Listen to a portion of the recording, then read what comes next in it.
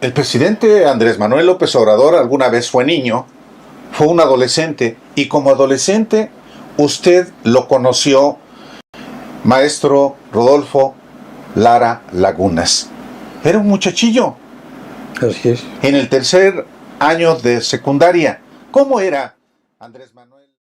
Es que, otra vez, ¿qué está. pasó, Luis? Pero ahí está. Esa es una toma de lo que le vamos a presentar, pero queremos explicarle antes de qué se trata. Sí, efectivamente. Bueno, fuimos, aquí se lo informamos a usted, fuimos el sábado en un viaje relámpago a Villahermosa, Tabasco. ¿A qué fuimos? Fuimos a platicar con el maestro Rodolfo Lara Lagunas. ¿Y quién es este maestro?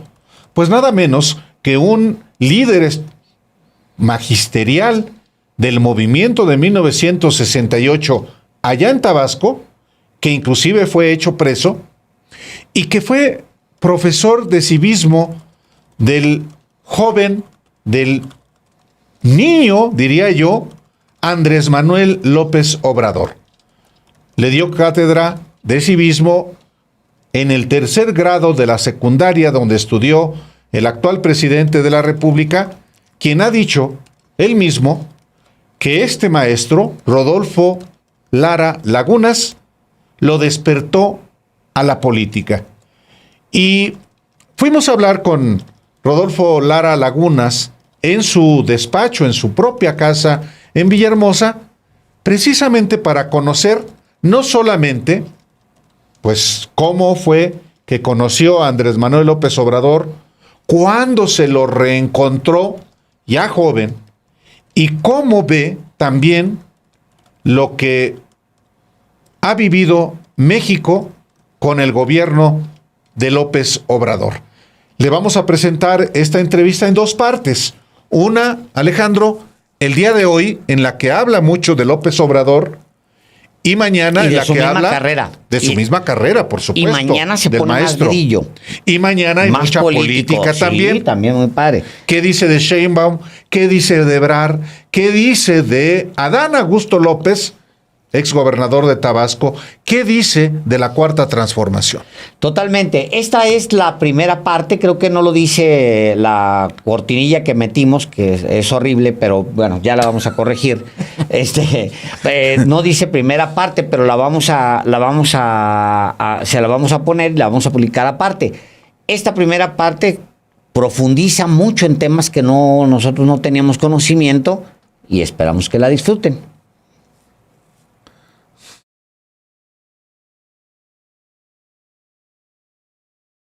El presidente Andrés Manuel López Obrador alguna vez fue niño, fue un adolescente, y como adolescente usted lo conoció, maestro Rodolfo Lara Lagunas. Era un muchachillo. Así es. En el tercer año de secundaria. ¿Cómo era Andrés Manuel adolescente? Mire, es muy difícil, en primer lugar, ya pasaron más de 50 años, recordar a cada uno de los alumnos que uno ha tenido. Porque el profesor de secundaria, a diferencia del de primaria, que nada más tiene un grupo, pues yo tenía hasta 6 grupos. Y en esa época eran de 50 alumnos cada grupo. Y hay más que tienen hasta 10 grupos, ya se imaginará. Entonces, generalmente uno recuerda o a los más destacados o a los más difíciles. A los más relajientos. Sí. Y Andrés Manuel pues no estaba ni en uno ni en otro, o sea, estaba en el término medio. No le gustaba la política porque pues yo era el maestro de civismo y el responsable de organizar los nombramientos de los jefes de grupo junto con el director, y después de nombrar a la sociedad de alumnos yo introduje el voto secreto y directo en las elecciones porque antes se hacía por delegados. Entonces le pedí permiso al director, vamos a hacer el experimento directo para que vayan ellos agarrando ya prácticas ciudadanas, sobre todo de buena fe, y así lo hicimos. Y Andrés pues nunca fue jefe de grupo ni compitió en la ciudad de alumnos. Por eso señalo y subrayo que entonces no le gustaba la política. Simplemente era un alumno normal, no creaba problemas, hacía sus tareas, en fin, la llevaba normalmente. Pero el presidente López Obrador, no desde que es presidente, sino desde antes, dice que si alguien le sembró la inquietud política, fue usted. Sí, hay una cuestión que pasa entre los maestros, y desgraciadamente uno se entera ya muy tarde. El poder de la palabra del maestro es extraordinaria, pero eso lo sabe uno ya que pasaron 10 o 15 años y se encuentra con exalumnos. Me he encontrado con exalumnos que me dicen, usted una vez nos dijo esto, y a mí ya se me olvidó. Bueno, entonces imagínense, si la palabra conmueve, el ejemplo arrastra. Entonces, cuando hago la huelga de hambre a iniciativa propia, yo acabo de leer la vida de Gandhi, una biografía de Louis Fisher, que por cierto ahí está basada la película, si la vieron, exactamente igual. Me impactó. Y entonces en el auditorio Sánchez Mármol, que está ahorita junto a la biblioteca Pino Suárez, o José Martí, perdón, que ya no funciona como teatro, pero era el teatro de la universidad. Ahí hacíamos las asambleas estudiantiles durante el movimiento. Y propuse la huelga de hambre. Y le hicimos en Plaza de Armas, ahí frente al Palacio de Gobierno. Entonces había un árbol y ese era nuestro cobijo para defendernos del sol. Aquí el movimiento estudiantil empezó el 25 de abril, antes que en México. De 1968. En 1968. Y terminó el 29 de julio, cuando nos aprenden a 16 estudiantes y a un periodista. Y los meten en México a prisión. Empieza el 26 de julio prácticamente, aunque el incidente detonador fue el 22. Así que aquí empezó antes. Y pues me iban a ver alumnos a Plaza de Armas, pues para comprobar si comía o no comía, ¿no? Y una pregunta que siempre me hacían, oiga, y de verdad no le da hambre, porque la adolescencia es cuando pues más se come por el desarrollo, el brinco de niño a la transición de joven y de adulto. O sea, es muy difícil de ver siendo adolescente no tener hambre y pensar que haya gente que adrede no come.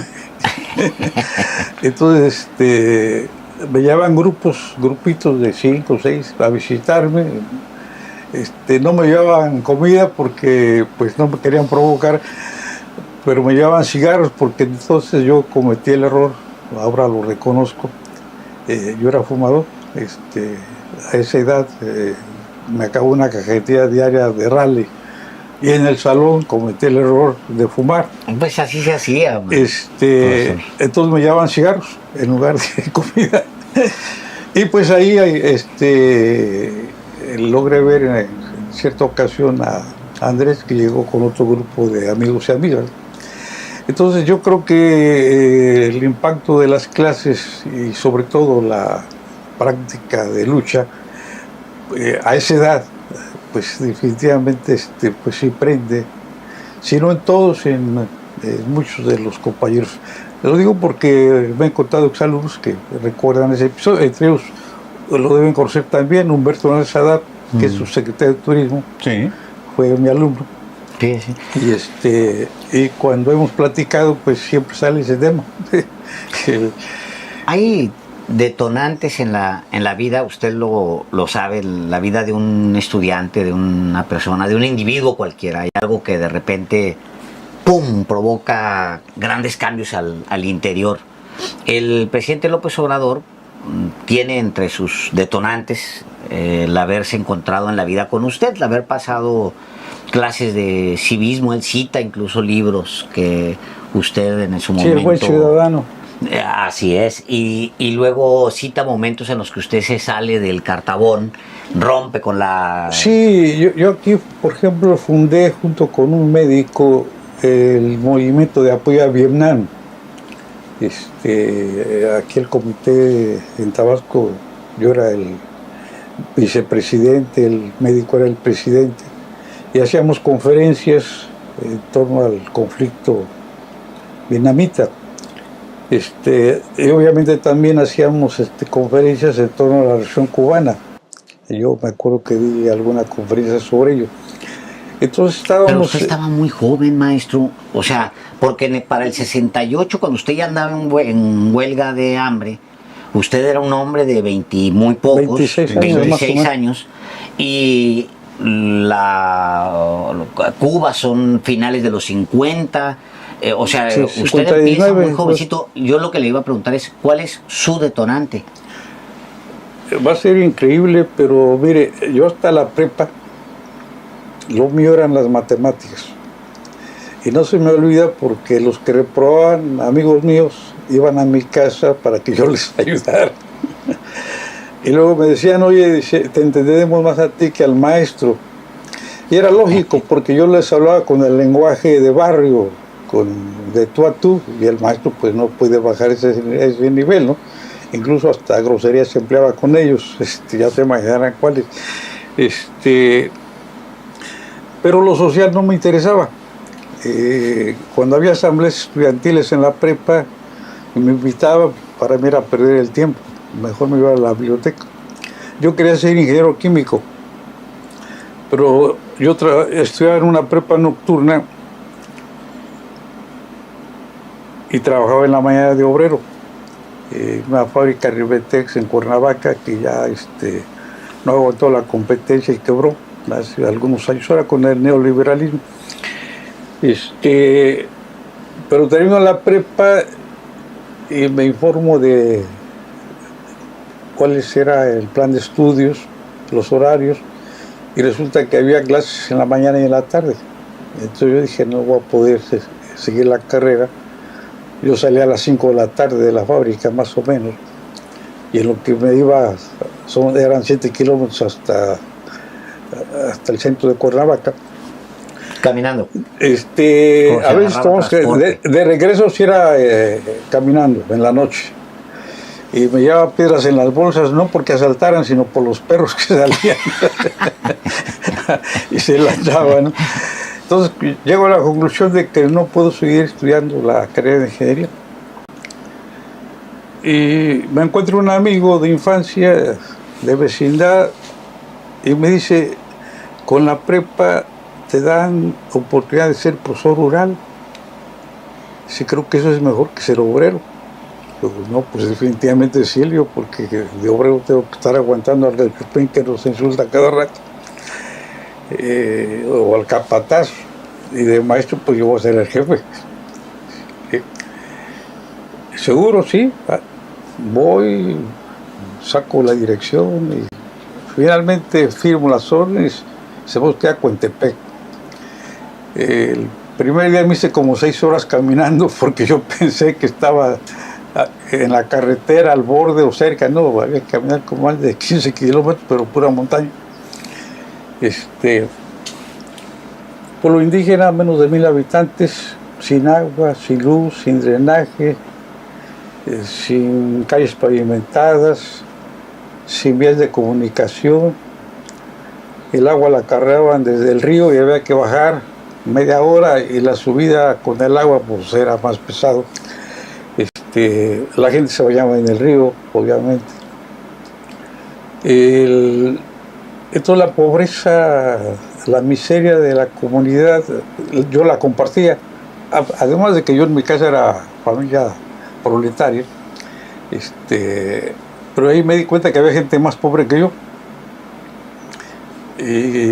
Y no había ni una cancha de ningún tipo deportivo, algún centro de baile, cine menos.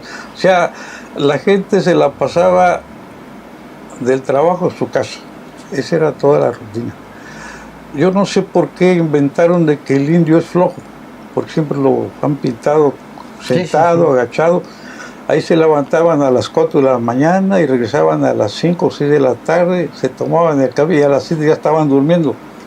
O sea, un pueblo muy trabajador. Vivíamos en una casa, este es quizás el origen, que sí tenía techo de teja, pero las dos viudas, la señora grande y la hija, la señora grande tendría quizás unos 90 años, 85, y la que nos atendía, Rufina, tendría unos 55, 60 años. Entonces un día no sé por qué me meto a la chocita donde ellas dormían, porque aparte estaba la cocina, otra chocita, y veo a la Virgen de Guadalupe con su veladora y a Zapata del mismo tamaño que la Virgen con su veladora. Y eso me impactó. Y saliendo me encuentro a Rufina, le digo, oye, ya me metí a tu casa indebidamente, una disculpa, pero me urge esto. Y le digo, ya que me dio la explicación que yo pedía, oye, Rufina, le digo, que le pongan veladora a la Virgen, paso, pero a Zapata. Y en eso venía su mamá, pero su mamá no hablaba nada de español. Y me hace con la... me callé, ya se fue doña Julita, se llamaba la señora. Ni se te ocurra hablar mal de Zapata. Ahí donde duermen ustedes, los tres profesores, ahí llegaba el general Emiliano Zapata a dormir cuando venía al pueblo. Mi papá era coronel zapatista. Y el otro, tu mamá conoció a Zapata. Sí, dice, háblale. La llama, él me traduce, sí. Y primer pregunta, ¿y cómo era Zapata? Les juro que le cambiaron los ojos, un brillo especial. Cuando le preguntó sobre Zapata. ¿Y qué dijo? Era un charro extraordinario, montaba a caballo, toreaba toros, parado, a caballo, valiente, un hombre fuera de serie. Segunda pregunta, ¿y qué hacía Zapata cuando llegaba al pueblo? Yo pensaba, organizaba una junta con los jefes. ¿Sabe lo que hacía? ¿Qué hacía? Mandar a hacer el corral para torear al día siguiente. Pues un sentido de comunidad también. Esa yo no me la sabía. Ya después leí que en Cuautla alternó con toreros profesionales, ¿eh? O sea que si Zapata no se mete en la reunión, quizás hubiera sido torero. Bueno, es lo que recuerdo entre lo principal. Ya le di las gracias, pero en la noche me quedé pensando cómo es posible que una señora analfabeta que no sabe ni español sepa más que yo de Zapata. Me sentí avergonzado. Así que el viernes, regresando a Cuernavaca, antes de llegar a mi casa, paso a la primera librería que me encuentro, le digo, libros que tenga de Zapata. Dice, pues mire, un libro en especial de él, no, pero hay de la Revolución Mexicana. Se acaba de salir 3 tomos de Roberto Blanco Bueno, que en esa época era un bestseller. Démelos. Y ahí me pongo. Y a partir de ahí me politizo. La revolución. Por el contacto con la señora viuda que me habló de Zapata.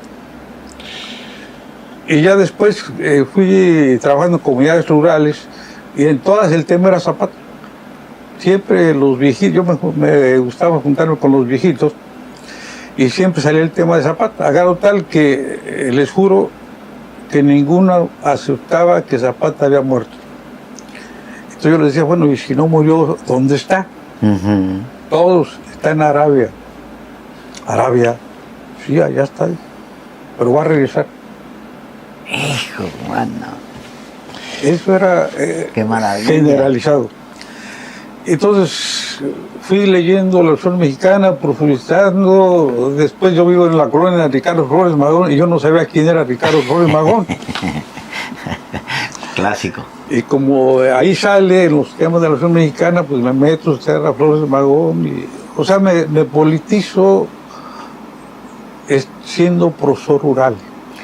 Y cambia ya todo, da un giro mi vida porque dejo las matemáticas y me especializo en sociales en lugar de matemáticas. Bueno, yo di clases de física, química y matemáticas, que les hago la clase.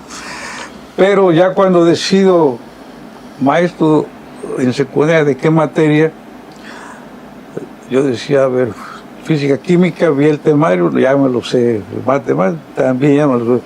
Civismo, pues no todo, pero si lo estudio creo que podría. Alguien me decía, ni te metas ahí porque esa cualquiera la da. Y además la pagan como si fueran talleres, porque era una actividad. Pero yo vi los temas y me apasionaban más que los temas de física, química y matemáticas. Y dije, pues ni modo, aunque me paguen menos. Que era falso, pero este era el rumor que había entre algunos maestros. Y así es como me meto a estudiar la carrera de Información Cívica y Social en la Escuela Naval Superior de México, una vez que presenté el examen. Y eso, pues ya cuando llego aquí, de inmediato, a raíz de eso, yo al año yo andaba liderando sindicalmente grupos. Ante las injusticias. Al año, sí, sí lo sacudió a usted el entorno. El entorno. Lo que le iba a decir, profesor, es que... Y al rato ya estaba yo en las asambleas sindicales y ya estaba acompañando a los campesinos a solicitar ampliación de ejidos y acompañándolos ante el gobernador del estado, que por cierto hay algo que también me impactó. Cuando visitamos al gobernador, que era el teniente coronel Norberto López Avelar, militar, eran como 4 indígenas y yo les había hecho el escrito y bueno, ya, no, maestro, tú lo hiciste, acompáñanos. Bueno, pues vámonos. Me impactó que no le hablaran de usted. Y llegando lo regañan, oye, tú gobernador, tú eres un mentiroso. Yo me quedo, pues tenía 20 años o 21, o no, quedo 19. El gobernador sonriéndose, y como vio que me sentí mal, me hace así, el gobernador, no se preocupe, maestro, yo los tengo respuesta. ¿Y por qué soy mentiroso? Porque tú lo dijiste que ibas a inaugurar la escuela para mayo y estamos ya en julio. No lo fuiste, te preparamos la fiesta, nos dejaste con la comida. Ya el gobernador dijo, miren, es que un gobernador pues tiene muchos intereses, visitas, a veces lo llama el presidente de improviso, pero en octubre les doy mi palabra delante de su maestro que ahí va a estar. Y sí fue en octubre. Pero me impactó eso, que todos le hablaran de tú. Y yo, pues de usted. Pero más increíble es que la respuesta además un militar no haya sido violenta. Sí, no. Eso también me sorprendió, por supuesto. Porque yo tenía la idea de los militares. Cuando hice mi servicio, no se me olvida que nos formamos en la primera visita al cuartel. Fórmense, bueno, nos formamos. Un paso al frente los que sean profesores, 2 pasos al frente. Un paso al frente los que no sepan leer y escribir, como 30. Me dice el comandante en jefe, profesor, ya está el aula, usted se va a encargar de enseñarle a salir, usted no va a marchar, usted se va a encargar de enseñarle. ¿Vale? El problema está que había la famosa hora del rancho, que es cuando se almuerza, dan 20 minutos con trompeta, y se me acerca un general que era químico, el general. Y en ese momento dice, oiga, profesor, dice, ¿y usted qué opina de la pugna Zapata-Carranza? Y yo, ya con todo lo que les he dicho, pues defiendo apasionadamente a Zapata. Y se va dando una enojada el señor. Carajo. Afortunadamente me salvó el toque de corneta para decirle a mi general con su permiso.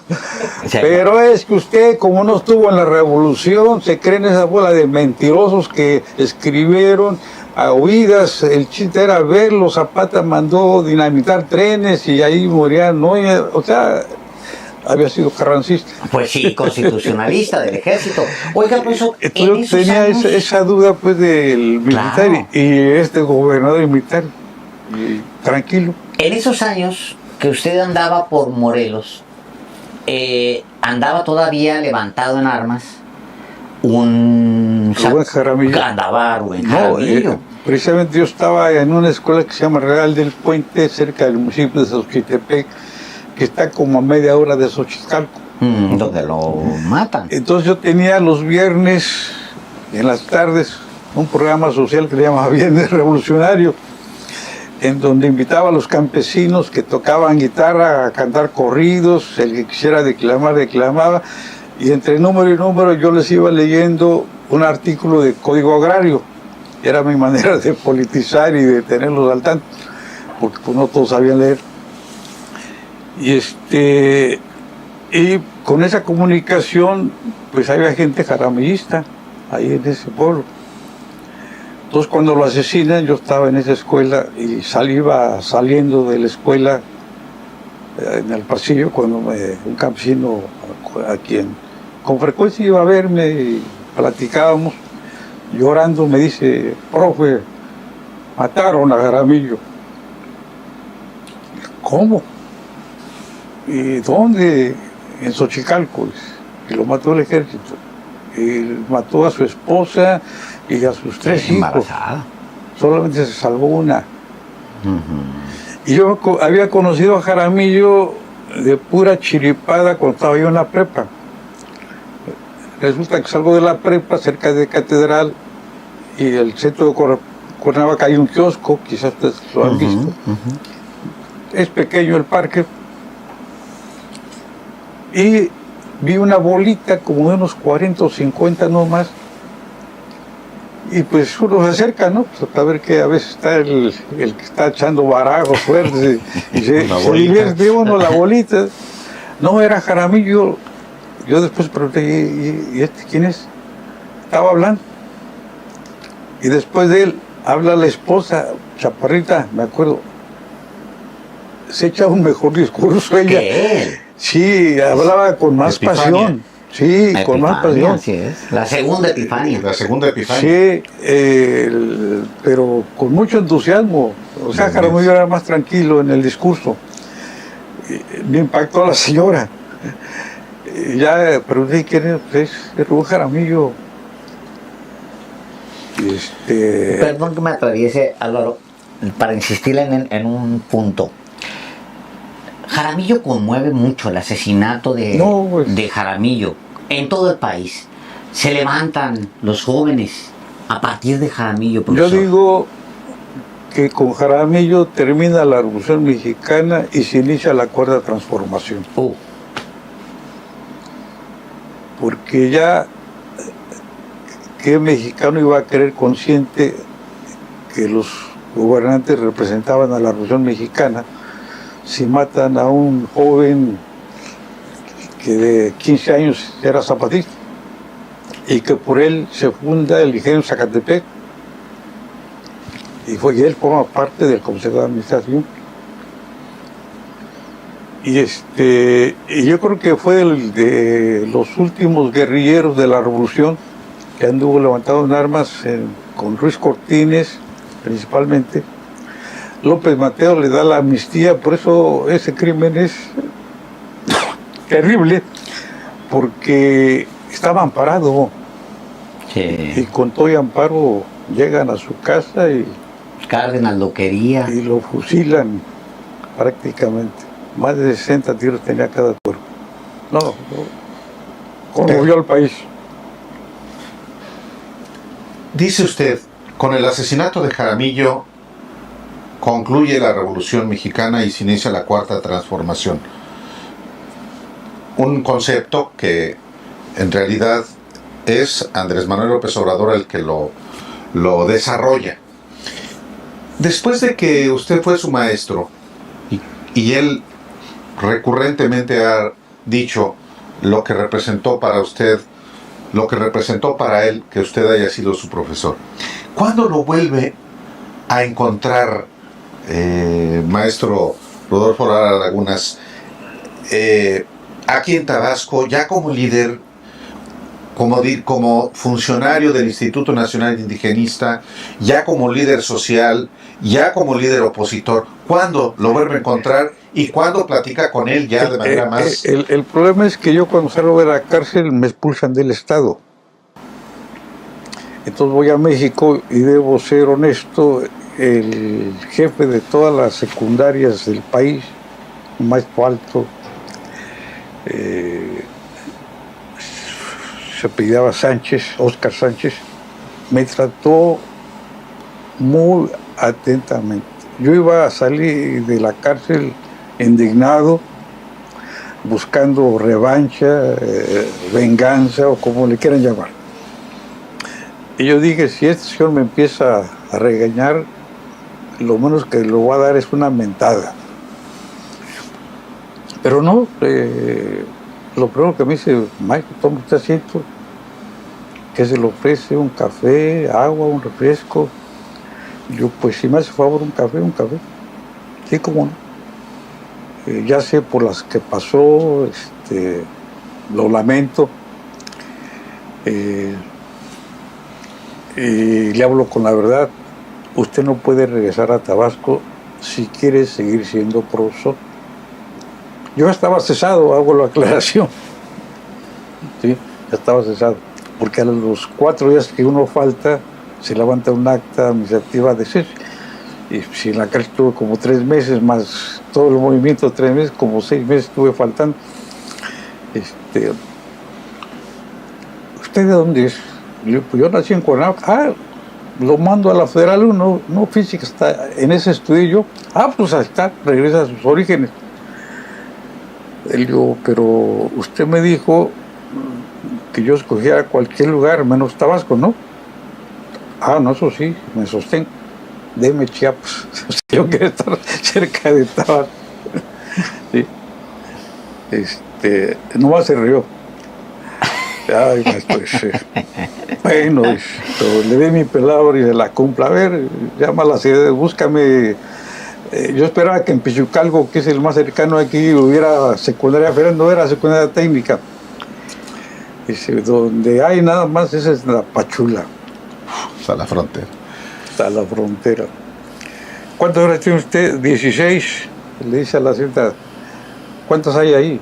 22, dáselas todas al maestro. O sea, me dio el cambio y con incremento. Por eso digo que no todos los funcionarios eran negativos, porque ni me conocía. Así que me voy a Tapachula, estoy 2 años y de ahí pido mi cambio, sabiendo que no me dan a Tabasco hacia el centro para acercarme a mi familia a Cuernavaca. Pido Guanajuato, Querétaro, me mandan a Mialco, Querétaro. En cuanto a clima de extremo del calor, ahí le dicen la Siberia, terrible. Y ahí después me paso a San Juan del Río, vivo 13 años en San Juan del Río y como director me voy a la Federal número 3 de Querétaro, pero viajando todos los días. De ahí me voy de inspector a Sinaloa. El Comité Ejecutivo Nacional del CENTE pide mi salida de Sinaloa y pide mi destitución de inspector por ser comunista y me regresan a Querétaro como director. O sea, me destituyen, me bajan, ¿no? Después de haber ganado el derecho por órdenes del Comité Ejecutivo Nacional.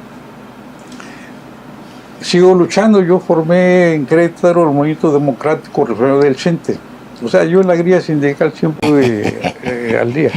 Entonces me enfrento al jovenitudismo que estaba en su época terrible. Pero yo la corriente la fundo antes de que se funde Vanguardia Revolucionaria. Sí, de Jongitud Barrios. Sí, de Jongitud Barrios. Incluso fui candidato a secretario de la sección de Querétaro y perdí por 5 votos. Así que estuvimos a punto de ganar. Ahí hicimos un paro de casi un mes, en fin, lo que es la lucha sindical. Pero de manera que de Tabasco no, nada. De vez en cuando. De Tabasco. De vez en cuando, bueno, yo venía cada año a Tabasco porque mi esposa es de Chiapas, de Pichucalco, pero creo que al año, 2 años, toda su familia se vino a Villahermosa. Entonces cada año, pues yo venía en diciembre generalmente, o en julio, a la familia, y veía a los amigos, y me echaba el café con ellos, pero hasta ahí, entonces, vuelvo a concursar para inspector, gano la plaza, pero me la congelan 1 año. El mismo Comité Ejecutivo Nacional se agarra mi dictamen y no me lo entregan. Pero de esas cosas que tiene la vida que a veces ya no son, si yo fuera creyente diría que fue un milagro. Un joven profesor que nunca conocí, del cajón del secretario general sacó el dictamen y a través de otra persona me lo entregan. Sí. Entonces ya con ese dictamen de inspector hace 1 año, y Reyes Heroles era el secretario de Educación y pronunció un discurso en Puebla el 5 de febrero, en donde más o menos decía que ya era tiempo que México pasara de país de amigos, de cuates, de compadres, al país de leyes. Y con base a eso agarra uno maquinita de escribir, y usted dijo esto. Pues le informo que lleva usted 1 año violando la ley reglamentaria de escalafón y por lo tanto el apartado B del artículo 123. Le exijo, cumpla su palabra. Pero no lo firmo porque el que era director, era otro director de educación secundaria. La verdad, sin decir que era mi amigo, tenía buen trato con él, la llevábamos muy bien.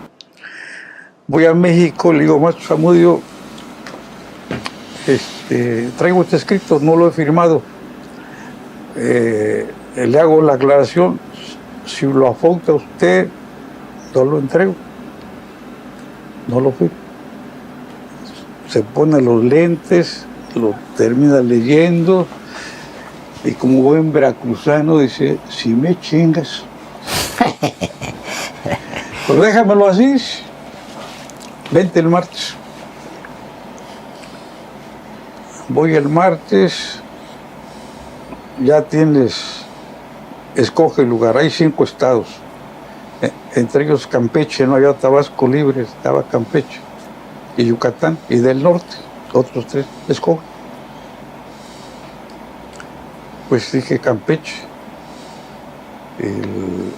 Y de esa manera, y a mi esposa logro que la traiga el maestra ella, que ella sí se venga a Tabasco y se va a Tiapa. Entonces yo los fines de semana de Campeche viajaba para acá y estaba viajando. Estuve 1 año en Campeche, me hice amigo de un maestro de Campeche que era chilango y resulta que era compadre del delegado de educación aquí en Tabasco. Y me dice, oye, el año que tampoco te vas a ir. Y yo, pues, yo sí quisiera, le digo, no creas, estar lejos de la familia no ayuda. Y estar viajando cada 8 días, pues, te cansa, y más cuando manejo. Dice, el último día de clases, me avisas y te acompaño a Villahermosa. No me digo ni para qué. ¿Ve? Le digo, ¿y qué? ¿A dónde te llevo? ¿Aquí a Villahermosa? ¿Por qué? Vamos a la secretaría. Y llega y entra como Pedro a su casa, sin pedir permiso. ¿Qué pasó, compadre? Y aquí en Villahermosa. Al delegado de educación. Abrazos, y lo reciben como... Te traigo al mejor inspector de este país. Es mi amigo. Lo conozco desde ese año, que no era cierto, ¿no? Pero nos habíamos identificado. Y el maestro dice, me cae como anillo al dedo, porque resulta que aquí el sindicato me quiere imponer un inspector que ni dictamen tiene. ¿Y usted tiene dictamen? Sí, claro. Agarra el teléfono, maestro Zamudio, conozco al maestro Lara, o sea, el mismo rollo que de mi amigo. Y regresa usted véngase la otra semana por soles, y así regreso a Tabasco. ¿En qué año? En 1984. O sea, estuve 17 años fuera, Sí. más o menos. Entonces, en el 88, pues me sumo yo al Frente Nacional Democrático para que Cuauhtémoc sea el presidente de la República y Andrés sea el candidato a gobernador. Hay un centro cultural aquí en Villahermosa, el Jaguar Despertado, y yo todos los sábados ahí me iba a echar un café leyendo el periódico. No sé si ya estaba la jornada, pero si no era el 1+1 cuando Sí, como todavía venía en el 84. Se nació en el 84. La jornada es el 88, claro. Entonces fue el 1+1, me supongo, ¿no? No, No, la no, jornada. entonces- perfectamente ya la podía jornada. ser. Entonces- Ya en el 88 estaba. Sí, la jornada. Entonces tenía 4 años yo de estaba fundado. leyendo la jornada y así vi que pasó un grupo como de 4 gentes, pero sin verlos, nomás vi la sombra. Y leyendo, de pronto se acerca Andrés Manuel y me hace, ¿qué pasó, maestro? ¿Qué pasó, Andrés? Fíjate, sí, ¿te acuerdas de Emilio? Pues como no, si diario aparece en los periódicos. El comunista, el rojillo, el que te va a quitar los niños si llega gobernador, ¿cómo no va a acordar de tele? Y a partir de ahí ya hubo un mayor acercamiento. A ver, déjeme hago un paréntesis ahí porque es muy interesante lo que usted dice. El que te va a quitar los niños si llega gobernador. Porque Andrés Manuel López Obrador ha tenido muy mala prensa siempre. Y siempre han utilizado a la prensa, que en México, como usted sabe, es muy Sí. corrupta, para atacarlo. Siempre. En esos años, profesor, cuando usted se reencuentra con él. Mire, aquí en este poste que está a la salida, un cartel como este tamaño más o menos, un poquito más ancho. Si Andrés llega a gobernador, te va a quitar tus hijos, se los va a dar al Estado. Ay, híjole, yo quiero ver eso. Es un comunista. No, lo arranqué. No. Es decir, me dio coraje por las mentiras y lo arranqué, ¿no? Ya lo boté. Pero ya desde entonces estaba... Y estaban esos letreros en- pegados en las paredes por toda la ciudad de toda la Villahermosa. ciudad. Sí, por supuesto. Entonces, en el 88 usted se reencuentra con ese muchachillo que fue su alumno en tercero de secundaria, a quien usted le impartió civismo. ¿Y cómo al paso de los años lo ve usted? Pues sí, siendo candidato a gobernador en 88, luego en el 94, luego jefe de gobierno, luego presidente de la República. ¿Cuál fue la ocasión más reciente que la vio? Que lo vio. Apenas en diciembre, antes de Navidad, vino aquí a dar una mañanera en el cuartel militar. Y antes de que entrara la mañanera, logré saludarlo. Hablamos como 3-4 minutos, no mucho, pero nos la pasamos riendo porque fue un encuentro muy, más que político, amistoso. ¿Y qué le preguntó? ¿Usted a él o él a usted? ¿Qué andas haciendo? Le digo, pues aquí dando la vuelta. Y de ahí me dice, incluso me presenta con el secretario de la Defensa Nacional, se acerca y ya me presenta con mi maestro. Dice, ¿y ahora qué haces?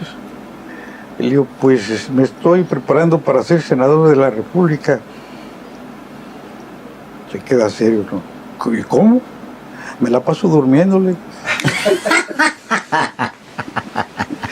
Y es que él sabe, como los que han estudiado la historia de Tabasco, que aquí hubo un personaje que hasta eso fue un buen intelectual en la era porfiriana, que se pasaba de diputado a senador, de senador a diputado federal, y muere en el Senado en la silla durmiéndose. Se infarta. Le dio un infarto ahí. Pero sentado en la silla de senador. Entonces, por eso digo, me estoy preparando para senador. Humor negro suyo. Pues sí. Pero nos reímos, la verdad.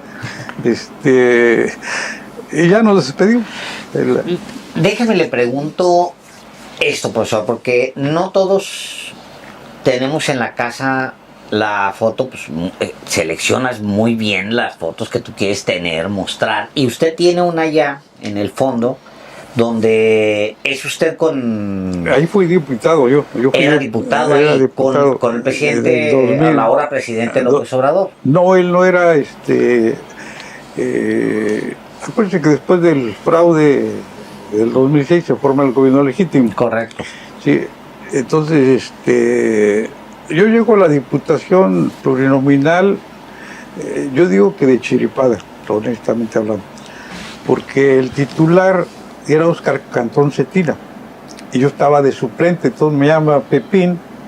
Pepín es Ramiro López sí, Obrador, el hermano del presidente. Él era el presidente del partido y yo era el secretario de formación política Sí. del PRD a nivel estatal. Y y creo que faltaban unos días para hacer el registro y pues ahí sí había que preguntarle a Pepín por qué me escogió a mí, porque yo nunca se lo pregunté. El hecho es que me llama, oye, pero tienes estos papeles, preparación, acta de nacimiento. Sí, los necesitas. Yo pensaba que era para justificar mi cargo que estaban pidiendo a todos los comités. Nada. Ya que se los llevo, le digo, oye, Pepín, ¿esto para qué? Te ponemos de suplente de Óscar Cantón. Bueno, pues, al fin ahí no, seguro que gana Cantón, no hay problema. Sigo de profe. Pero quién sabe qué conflicto traerán Añejo, él y Raúl Ojeda, que Raúl Ojeda impugna a Óscar Cantón ante la Junta de Honor y Justicia, o como se le quiera llamar. Comisión Nacional de Garantías y Vigilancia del PRD en aquel entonces. Sí, del PRD, en donde decía que se violaba el estatuto, ya que Cantón había sido también pluridiputado estatal y creo que no podía haber una repetición inmediata. Uh-huh. Resuelven en México a favor de Óscar. Ojeda, por eso digo que debe haber algo muy profundo entre ellos, no se conforma y se va al Tribunal Federal. Y el Tribunal Federal le da la razón a Ojeda. Bajan a Cantón. Bajan a Cantón y me llama Pepín y me dice, profe, pasó esto, dice, y ya quedan 2 días para inscribirte.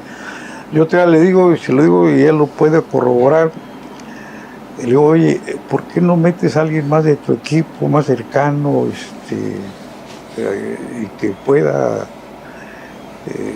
en lugar de mi persona? Le digo, pues yo realmente, pues no me entusiasma mucho la diputación. Hasta nomás se dijo, que profe, no, dice, sí, ahorita nos vamos, a los títulos llegan de Manuel y vamos a telereportaje ya a informar de cómo queda conformado. ¿Cómo quedó? Oiga. Así entro como diputado federal.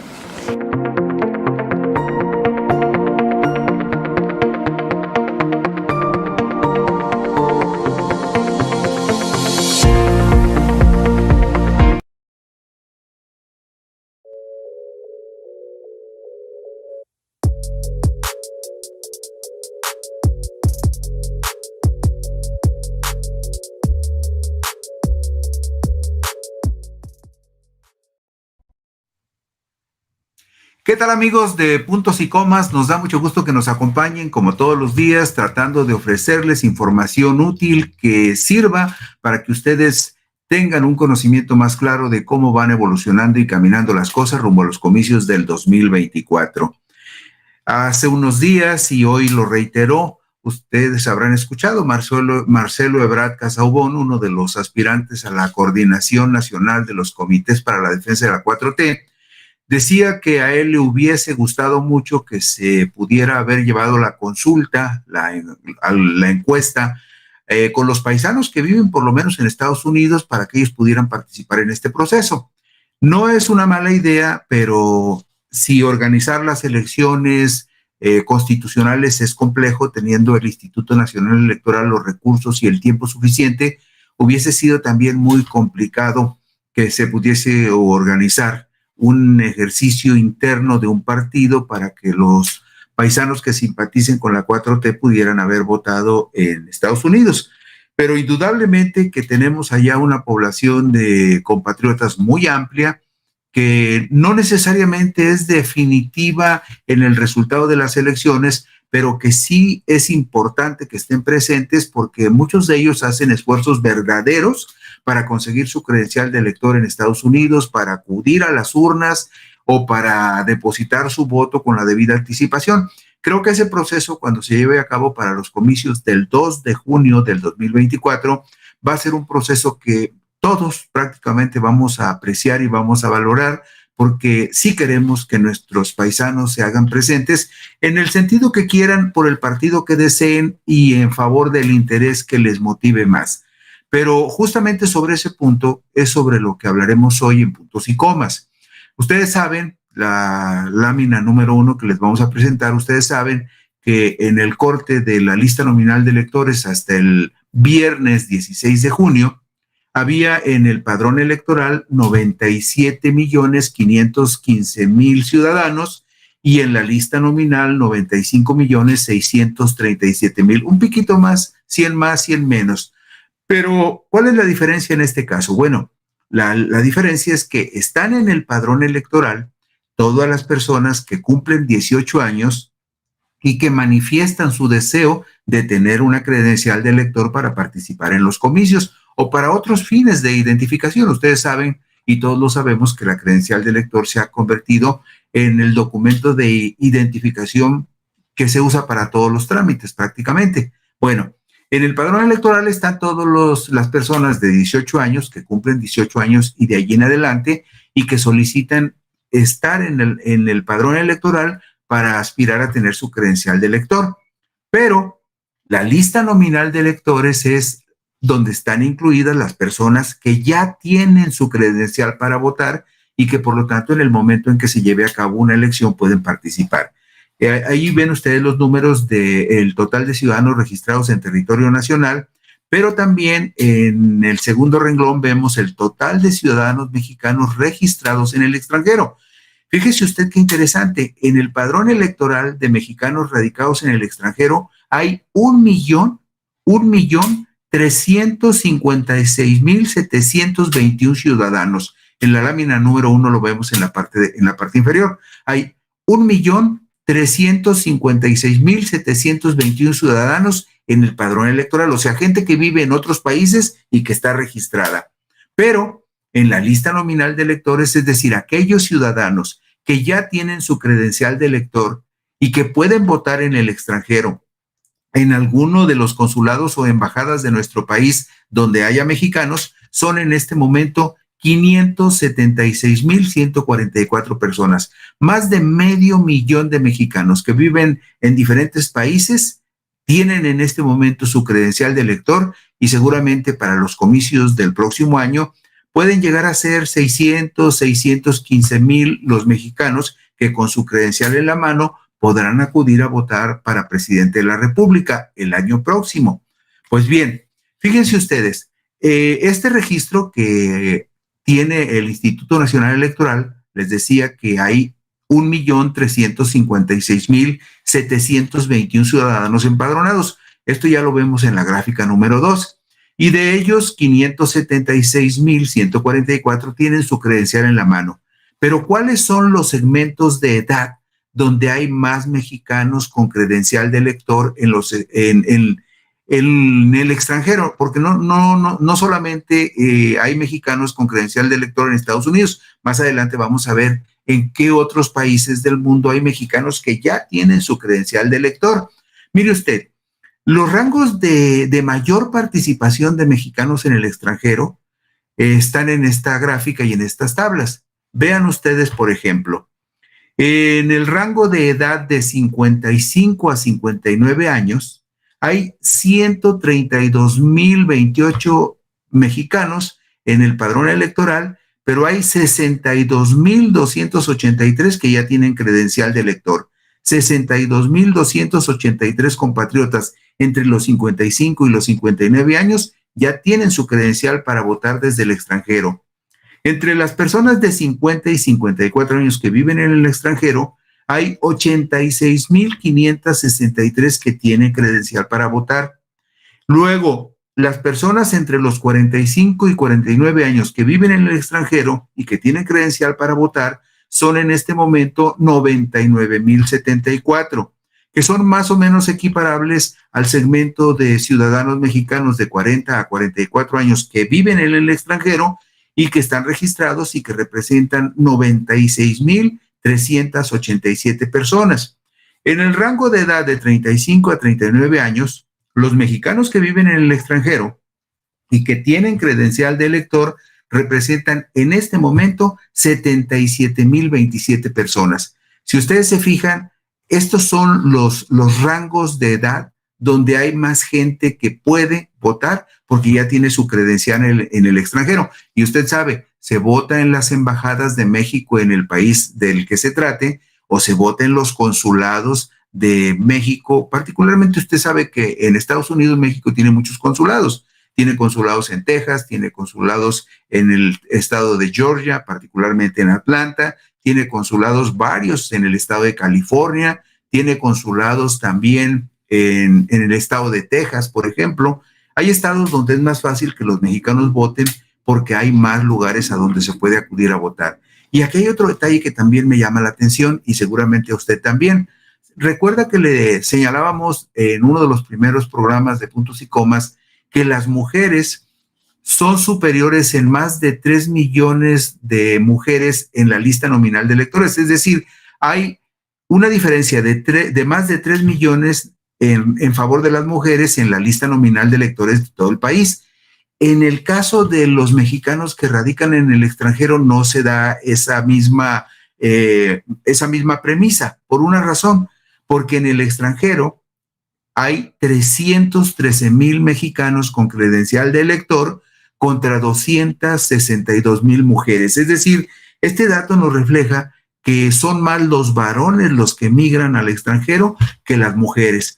En la lista nominal de electores de quienes pueden votar desde el extranjero hay 313,426 varones y solamente 262,718 mujeres. Ahora, fíjense ustedes muy bien, ¿cuáles son los estados que han expulsado más gente, de donde ha salido más gente hacia el extranjero y que tienen su credencial para votar en este momento? Pues ahí están los reflejados. Por ejemplo, de la Ciudad de México hay en este momento 110,644 ciudadanos mexicanos que salieron de la Ciudad de México, que radican en el extranjero y que podrían votar. 110,644 mexicanos radicados en el extranjero son originarios de la Ciudad de México. Pero fíjese usted cuáles son los 2 estados de donde han salido más mexicanos al extranjero y que podrían votar en el 2024. El estado que tiene la mayor cantidad de mexicanos radicados en el extranjero con credencial para votar es el estado de Michoacán, con 136,286 personas que ya tienen credencial de elector. Luego sigue el estado de Jalisco con 124,953 compatriotas que ya tienen credencial de elector.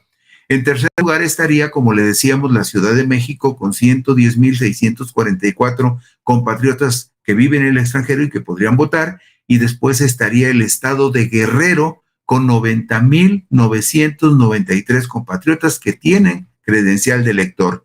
O sea, los estados que más representación tienen en el extranjero son Michoacán, Jalisco, Ciudad de México y Guanajuato, con 108,073 compatriotas que tienen credencial para votar.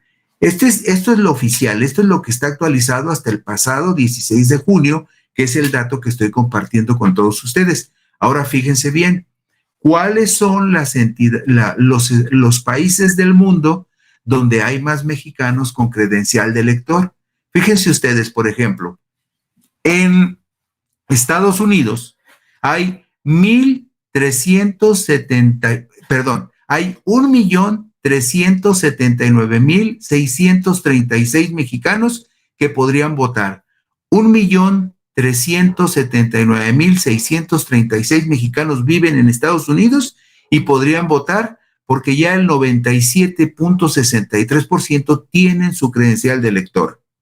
Luego, ¿cuál es el segundo país con más mexicanos que podrían votar en los comicios del año próximo? El segundo país es Canadá, donde radican 10,882 mexicanos que ya recibieron su credencial de elector.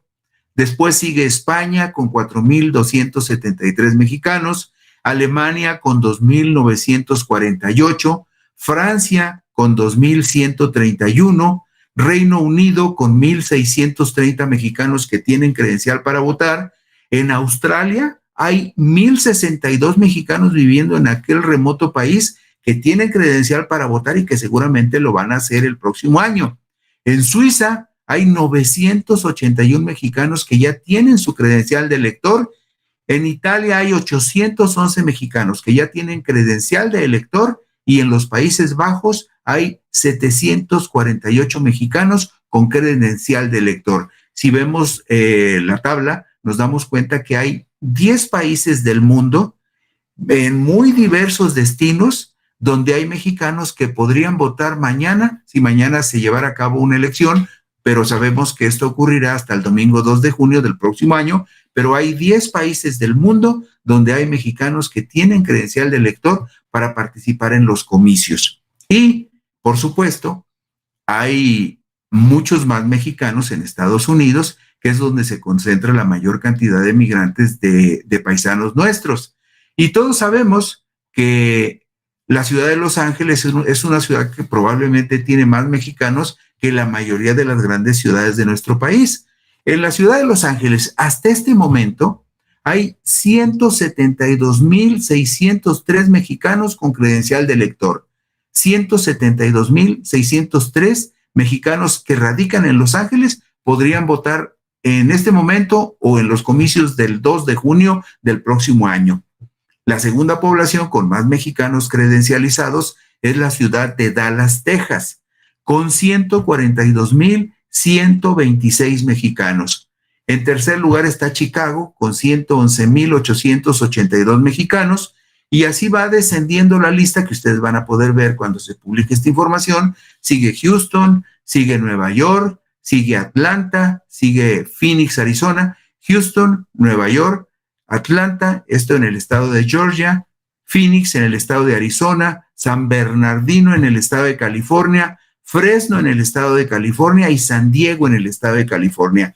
Y esas son las ciudades en donde principalmente se concentran la mayoría de los mexicanos que ya tienen su credencial de elector y que el próximo año acudirán a las sedes de las embajadas de México o a los consulados de México en todas esas ciudades para depositar su voto. Y como ustedes pueden ver, decía Marcelo Ebrard, dijo en el transcurso del día que pensaba viajar a Florida para reunirse con los mexicanos y acompañarlos en una protesta, porque usted sabe que se están de alguna manera exacerbando los ánimos en contra de los migrantes en Florida. Desafortunadamente, de acuerdo con esta lista de los 10 consulados que aglutinan más mexicanos con credencial para votar, no está ninguno del estado de Florida. Si ustedes se fijan, no está ahí Miami, no está Tampa Bay o alguna otra ciudad importante de Florida. La mayoría de las ciudades que tienen muchos votantes están principalmente en California, en Texas, en Chicago, en Houston, en Nueva York, en Atlanta, en Phoenix, en San Bernardino, Fresno y San Diego. Y de esta manera nos damos cuenta de que los mexicanos que están en Estados Unidos y que tienen posibilidades de votar, pues representan, por decirlo con mucha claridad, representan más o menos la misma votación que tendrían estados como Colima o como Nayarit, que andan más o menos alrededor de los 500,000 votantes efectivos durante los comicios. Y con esto concluimos este recorrido que hicimos por los mexicanos que votan en el extranjero, que tienen credencial y que seguramente van a participar con mucho entusiasmo cuando corresponda hacerlo el domingo 2 de junio del año próximo. Gracias por estar con nosotros aquí en Puntos y Comas. Mañana por aquí nos encontraremos con otro tema sobre asuntos político-electorales que seguramente van a ser de su interés. Buenas noches.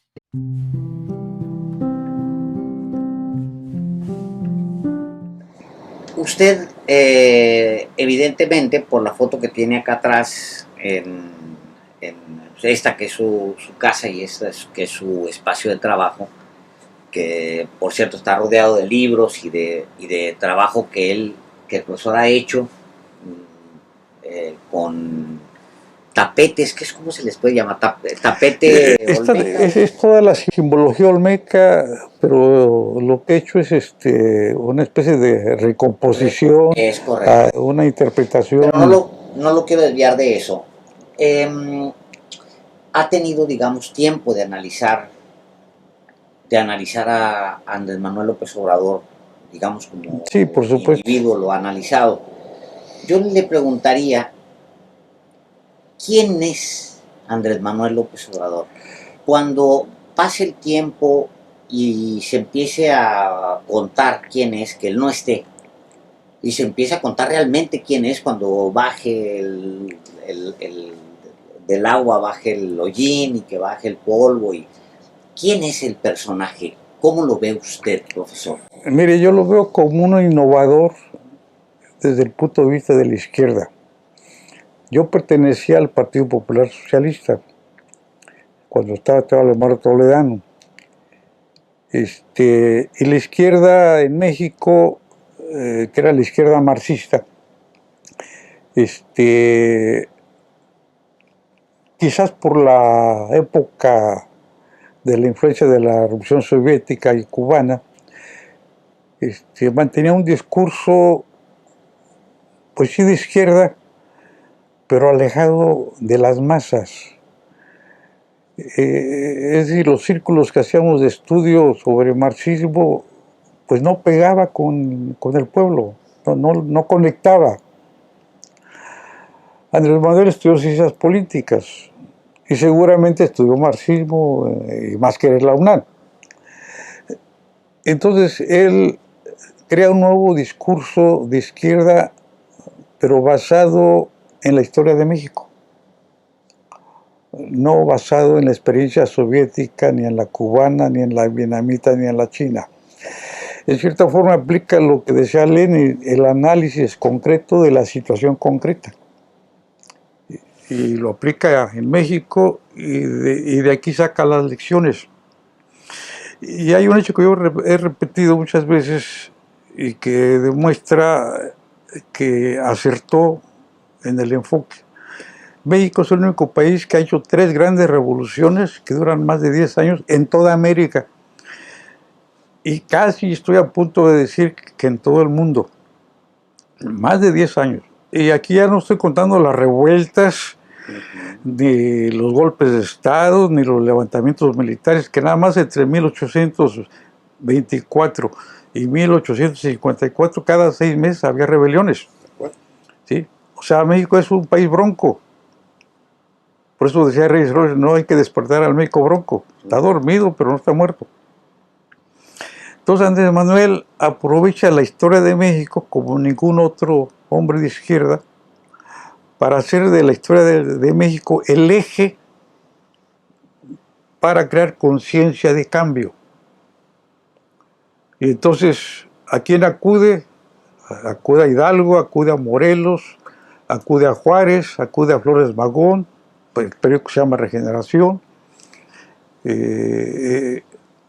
acude a Lázaro Cárdenas, acude a Zapata, a Villa, este año es el centenario de Villa, y eso sí prende entre el pueblo, porque mire, una experiencia muy personal, el pueblo, aunque no tenga estudios, pero sí trae en la memoria oral la idea de la revolución. Cuando en el 88 nos roban la presidencia, mi padre era zapatero, tenía un puesto en el mercado principal de Villahermosa. Él nada más estudió hasta 3er año de primario. Lo visito, comentamos. Y yo estaba enojado y triste, en fin.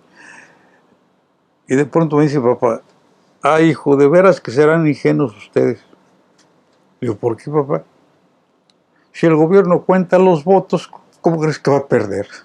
Que la lógica más sencilla, pues sí.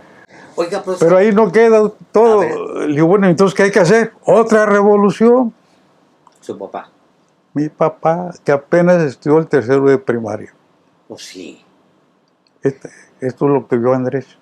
Otra Eso es revolución, el- pero pacífica. La revolución de las conciencias. La revolución de las A la que se conciencias. refiere Sí. López Obrador. Y Oiga, por eso son los éxodos. claro. Y el primer, vamos a llamar la insurrección cívica en la época contemporánea, antes que el levantamiento zapatista, se da en Tabasco con el primer éxodo. 1991. Así es. Entonces, él toma la iniciativa, ¿sí?, de rescatar el espíritu revolucionario del pueblo de México, que aunque analfabeta, pero lo tiene en la cabeza. En 1988, usted, tristeando, va con su padre y su padre le dice: lo que se necesita es una nueva revolución. Otra revolución. En el 2006, quiero saber, en el 2006, ¿qué es lo que tiene usted cuando ve? ¿Qué es lo que pasa por su cabeza? Y quiero que me diga el mismo momento después de la elección, pero en 2018. ¿Qué pasa en 2006, el día después? Andrés cuenta, y eso es cierto, que levantó una encuesta y 10 millones querían levantarse en armas. Yo estuve en México precisamente cuando se decide el plantón. Entonces la gente con la que yo conversaba estaba indignada, muy irritada, dispuestas a tomar el palacio. Y yo les comentaba, pero ¿qué no tienen idea que atrás de las puertas del palacio hay tanquetas? Y va a haber una matanza. ¿Sabe qué decía la gente? Somos más de 100,000, que maten 50,000, entramos. Y en eso anuncian que Andrés va a tomar la palabra. Decía yo entre mí, ¿qué va a decir? Yo no sé a quién se le ocurrió el plantón de reforma, pero fue una catarsis inmediata, ¿eh? Ni siquiera preguntó si quiere, ¿no? Dice, a partir de este momento tomamos el paso de la reforma. En orden alfabético van a ir haciendo sus campamentos. Aguascalientes, Baja California, Campeche, y ahí se va. Y la gente rápido empezó a mover. Encausó la ira. Que había podido terminar en una masacre. Sí. Encauzarla en la toma Eso de reforma. no lo entiende la oligarquía, o se hace que Andrés salvó al país de un baño de sangre. Guardando las proporciones y abriendo un paréntesis a la pregunta que tú le hiciste, Alejandro, al maestro Lara, guardando las proporciones y los tiempos, pasó algo análogo en Tabasco después de la elección de 1994, cuando se declara ganador a Roberto Madrazo y López Obrador convoca no a movilizaciones, porque había mucha irritación se también, toma la plaza, a tomar la Plaza de Armas y a tomar la sede del Palacio de Gobierno, el Congreso y el Tribunal Superior de Justicia, los tres poderes del Estado. Y para evitar la entrada de Roberto Madrazo simbólica como gobernador el 31 de diciembre de 1994. Fue un tanto también lo que el plantón.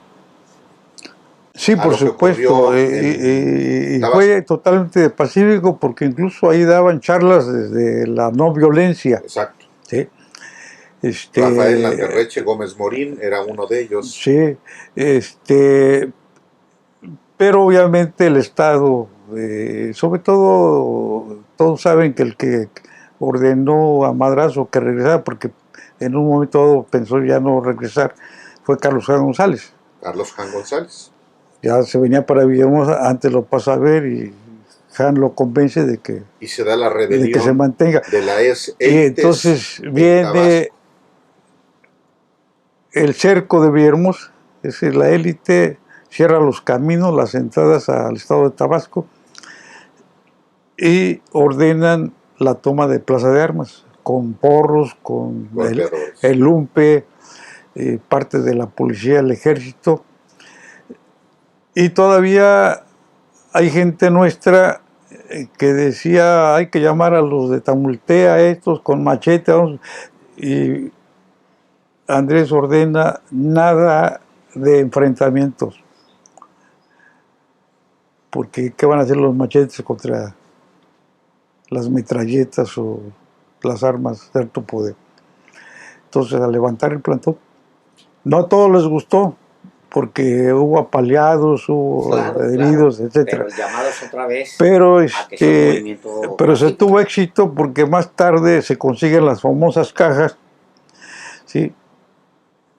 Con el otro éxodo, y se exhibe por primera vez en la historia documentalmente cómo fluía el dinero fuera de las normas electorales. 241 millones de pesos en la elección de Roberto Madrazo. Superior a la de Clinton. Sí. Superior a los 72, a lo que gastó Clinton en la elección.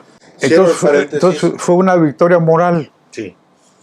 Porque se desnudó al PRI por primera vez, jurídicamente hablando. En 2018 se da otro momento, también, y es un momento emotivo, distinto. Sí. Nada más se gana la elección. Sí. Y se gana y se reconoce la elección, que se había ganado en 2006, pero ahora se gana y se reconoce.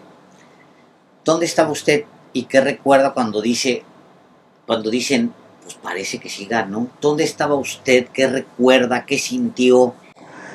Antes, no hay que olvidar que antes del 18, en el 17, desde el principio de año, cuando anuncia Peña otro gasolinazo, en todo el país hubo protestas. Correcto, sí. Incluso saqueos de súper. En el Estado de México. En la Ciudad Para de mí México. fue el anuncio de que íbamos a ganar. Porque dije, ya para que en todas las entidades haya protestas, el triunfo está en la mano. Tenía la duda si nos lo iban a reconocer, ¿sí? Pero de que yo estaba seguro que íbamos a ganar, absolutamente seguro. Ya Peña llegaba al 20% de aprobación en su último año, y con esa protesta generalizada en todo el país, pues estaba claro que ya la gente estaba harta del sistema y que se iba a volcar por la opción democrática de Andrés, ¿sí? Lo cual resultó. Yo estaba aquí en la casa, pues, viendo la televisión con mi esposa, ¿sí? Y esperando a ver si no nos robaban otra vez la elección, ¿sí? Afortunadamente, la oligarquía se convenció que ahora sí, si se la robaban, como él mismo dijo, a ver quién doma al tigre. Y yo creo que si se lo hubiera negado, sí hubiera habido Sí. levantamientos. Si no armados, cívicos, tomado calles, así como en la primavera árabe, ¿sí? Pero hubiera sido masivo. Domen al tigre porque yo me voy a ir. Si se vuelve a cometer un fraude, me voy a ir al rancho y a ver. Sí, no, pues ya cuando uno tiene una... Pues yo empecé, de hecho, a militar primero sindicalmente desde los 20 años. Entonces toda mi vida ha estado, más que en la política, en la grilla sindical, que van hermanadas de una u otra manera. Hágame una evaluación, profesor, de lo que va. Es muy difícil hacer una evaluación, pero hágame una evaluación de lo que ha sucedido en este país en los últimos 4 años, casi 5 años de gobierno de Manuel López Obrador. Bueno, yo siempre he analizado los problemas sociales como procesos, ¿sí? Y entonces, así como dije que con la muerte de Jaramillo muere la Revolución Mexicana y se inicia la Cuarta Transformación, no quiere decir que ahí se inició, sino que ahí se dan los primeros pasos, ¿sí? Para que vaya creciendo. Después viene el otonismo, después Vallejo, después los estudiantes, los médicos, los electricistas, ¿sí? Pues fue aumentando en cada fase del proceso diferentes fuerzas se fueron manifestando hasta que finalmente estalla el éxodo, después la Revolución Zapatista. Entonces, toda esta acumulación tuvo que dar el salto en el 18. Ahora, por eso es importante la historia. Una vez que se inicia un proceso revolucionario, no se detiene. Es una ilusión decir que nos vamos a correr al centro. Quien lo piense tiene que estudiar la historia de México. Cuando en 10 o 12 años se enfrentan dos fuerzas opuestas, insurgentes, realistas, conservadores, liberales, porfiristas, revolucionarios, no hay transacción. O me ganas o te gano, porque si quiero cambiar el orden social, ponerlo todo patas arriba, pues tengo que terminar el proceso.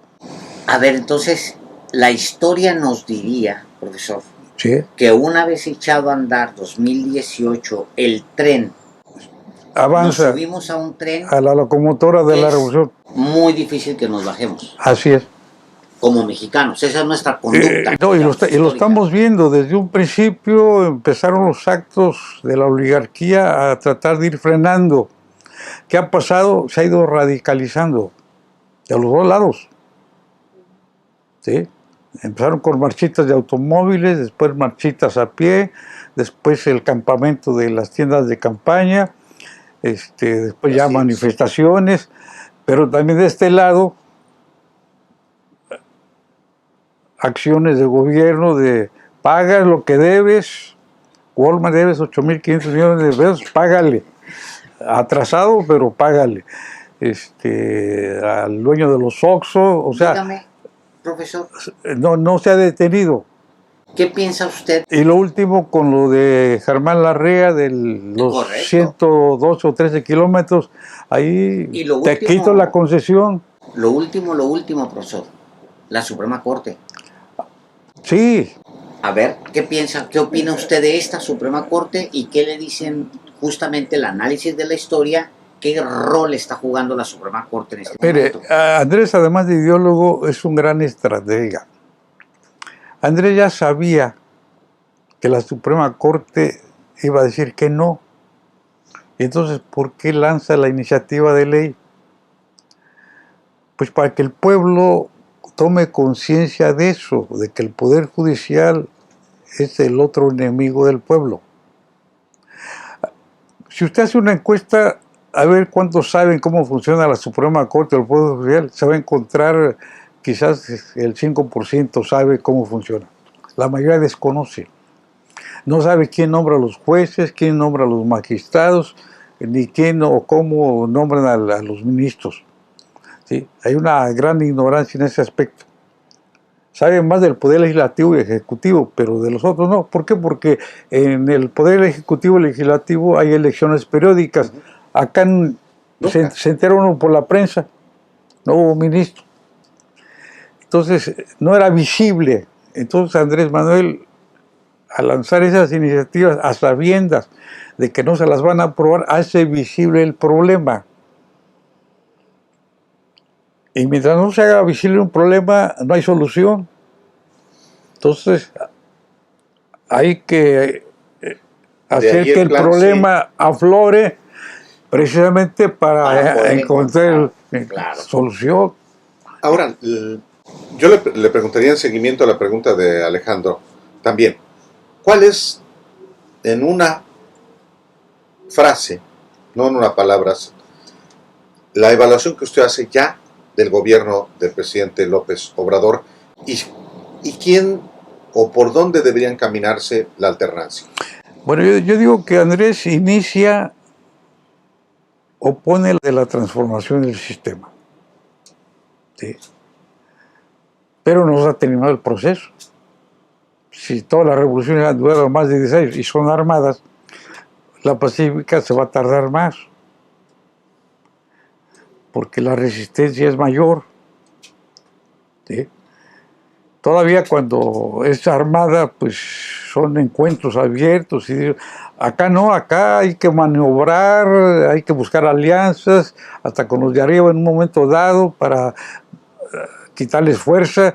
va a costar más trabajo en ese sentido, pero al mismo tiempo se va a consolidar mejor, ¿sí?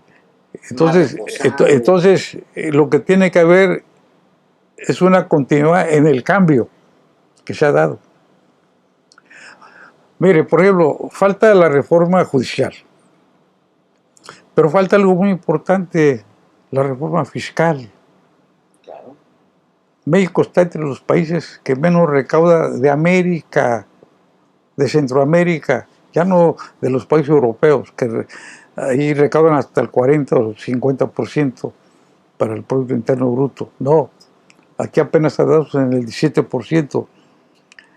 Entonces hace falta una reforma fiscal progresiva. No había modo de echarla a andar en este sexenio. No es que no hubiese querido, no había. Primero había que obligarlos a pagar, porque no pagaban. Entonces, ¿cómo hago una reforma fiscal para hacerlos pagar más si ni siquiera pagan lo poquito? Mire, allá en el 2009, Calderón, en un arranque, seguramente se peleó en esos días con algún chiplotudo y dijo: los grandes solamente pagan el 1.7% de impuestos, mientras los trabajos pagan hasta el 30 y 35%. ¿Por qué lo dijo? Nunca más lo volvió a decir. No. Seguramente se peleó con alguno de los... O iba a chantajear a alguien, sí, seguramente. y entonces les recordó los privilegios que tenían.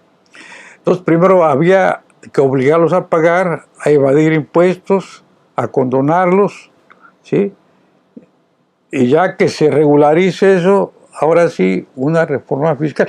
Mire, lo más sorprendente que en otros países, algunos millonarios, eso es lo que le han dicho a los gobiernos: cóbreme más, porque a la larga saben que ganan más pagando más que si pagan menos. Es decir, ¿cómo crear un mercado interno con salarios de hambre? Mire, tiene como 10 años que cuando aún veía yo televisión, aparece un anuncio: en Texas se vendían 2 camionetas por 1. ¿Por qué? Porque estaban embodegadas, no había quien las comprara. Pues sí. Si no hay poder adquisitivo, ¿con qué se compran? O sea, no se requiere ser economista de altos vuelos de Harvard para entender que para poder vender la gente necesita dinero para comprar. Pues sí. Maestro Lara, usted fue secretario de Educación de Tabasco 3 años en el gobierno de Arturo Núñez. Pero usted conoce bien la política en Tabasco y la política nacional. De los 6 prospectos, 4 en realidad, pero vamos a hablar de los prospectos presidenciales de Morena y de sus aliados. ¿Quiénes garantizan que efectivamente este proceso de transformación continúe? Hábleme de 4. Mire, empiezo por Ebrard. Ebrard fundó el Partido del Centro Democrático. Y ya el solo nombre le está diciendo cuál es su posición. Entonces, se correría al centro. Y correrse al centro es detener el proceso de transformación. ¿Sí? En el caso de el compañero Adán, acaba de hacer un mitin en Minatitlán con los charros de Aldana, sucesor de Romero de Champs. Tóquela. Sí. Es decir... ¿Con qué? ¿Priistas o viejos priistas o...? Sí, con Aldana, el que es el secretario general. El secretario general. Del sindicato. Autor del PMSGA. No, hombre, pues es un ladrón, Entonces lo hizo en Minatitlán hace como un mes. ¿Cómo? Eso no le ayuda, porque sigue reflejando la mentalidad priista. ¿Sí? ¿Mentalidad priista de Aldana o de Adán Augusto? De los dos.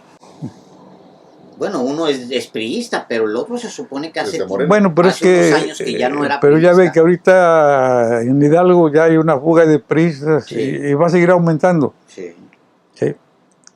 El PRI ya huele a cadáver, eso. Pero Adán, me gustaría que agregara más sobre él, además del mitin de Minatitlán. Bueno, es que eso es muy simbólico. Es decir, el PRI, ¿cómo se mantuvo?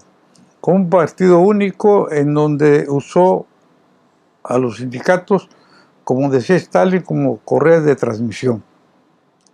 Y de ahí nace el corporativismo. Actuaba a través de las corporaciones y desde ahí daba todas las... Mire, yo fui secretario general aquí en la Federal 1, fui el primer secretario general a los 23 años.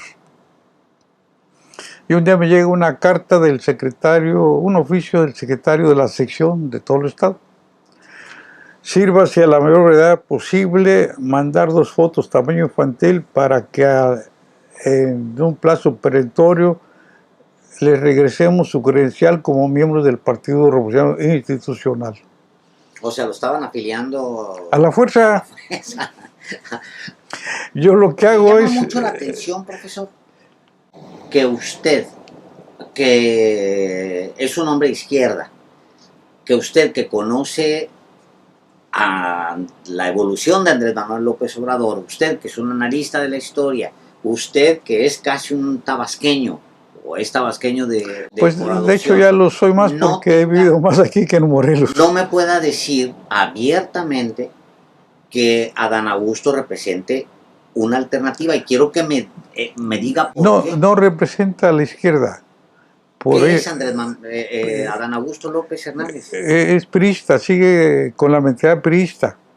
Y el ejemplo es ese, la reunión con Aldana. Otro no lo hubiera hecho, por lo que representa. Aldana, acuérdense que junto con Romero de Champ son los creadores del Pemex Gate. Por supuesto. ¿Sí? Entonces, esa alianza corporativista, pues es un reflejo de que la mentalidad priista sigue prevaleciendo. Y la mentalidad priista neoliberal, corporativa, pues no va a profundizar la revolución, sino la va a detener. ¿Sí? Y necesitamos que avance, porque mire, hay un ensayo como de 6 hojas que hizo Andrés Manuel el 15 de mayo del 2020, que poca difusión se le ha dado incluso a nivel de partido, en donde dice que lo que él desea es alcanzar el estado de bienestar. ¿Sí?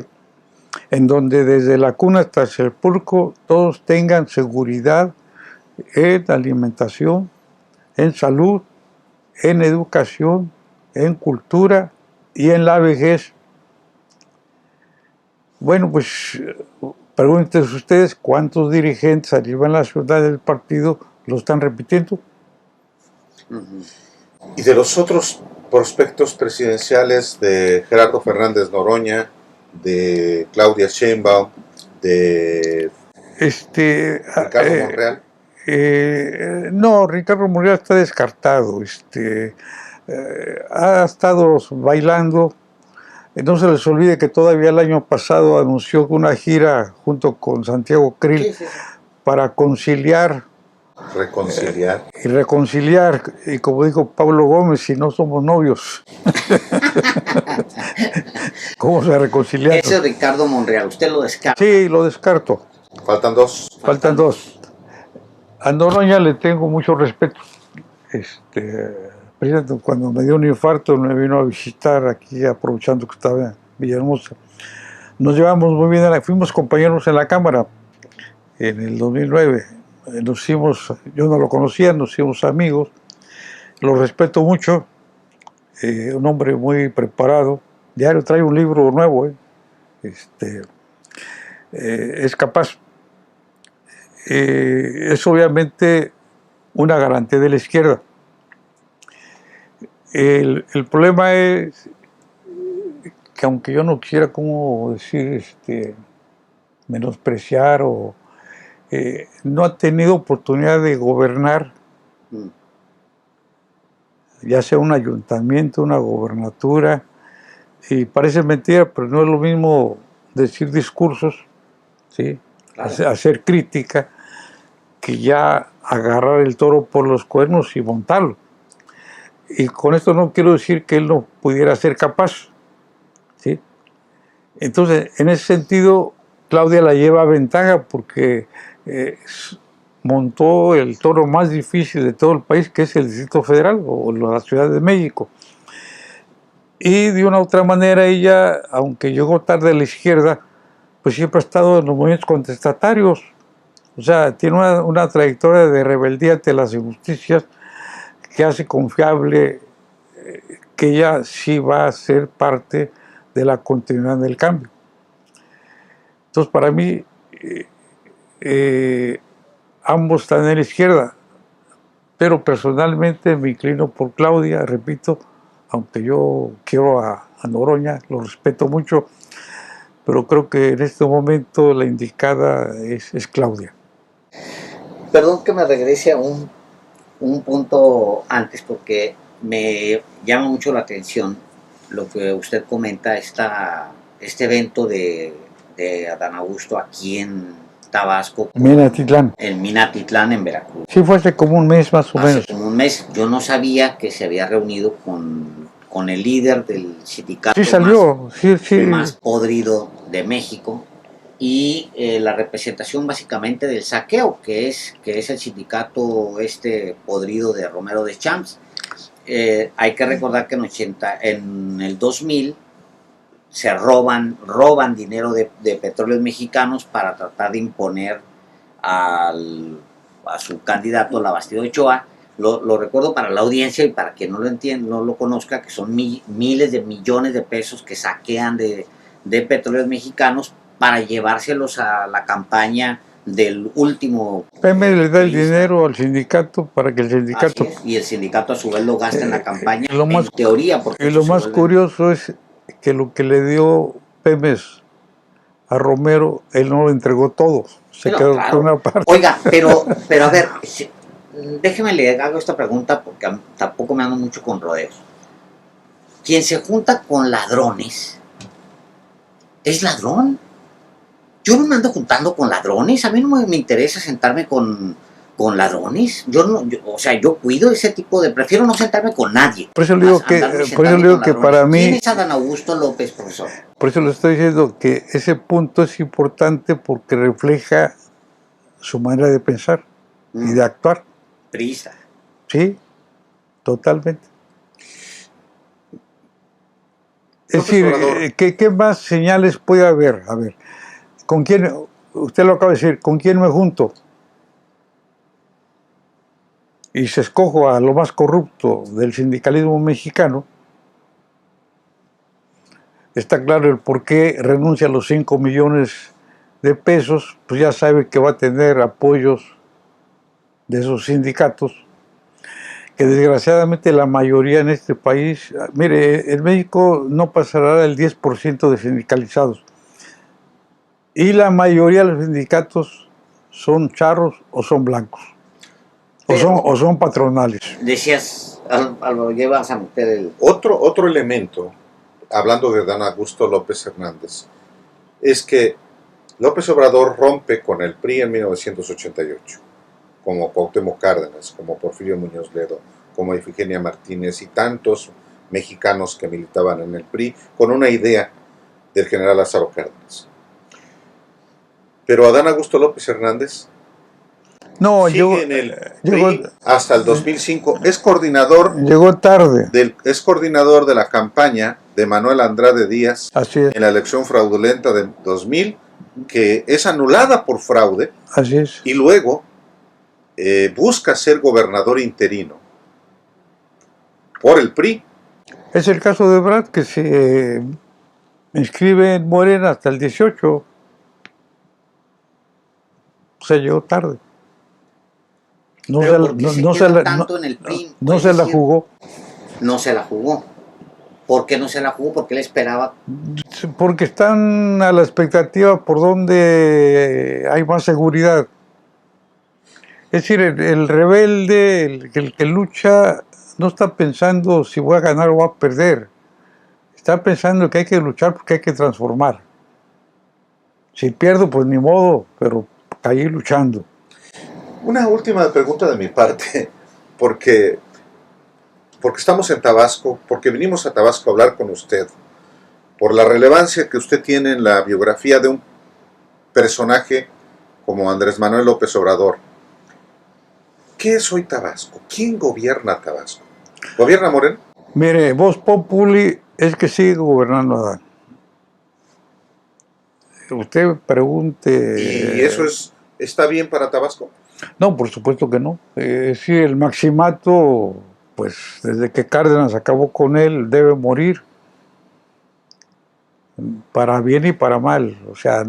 ¿Y hay un maximato en Tabasco con sí, por Adán supuesto, Augusto López? sí, por supuesto. Sí, sí.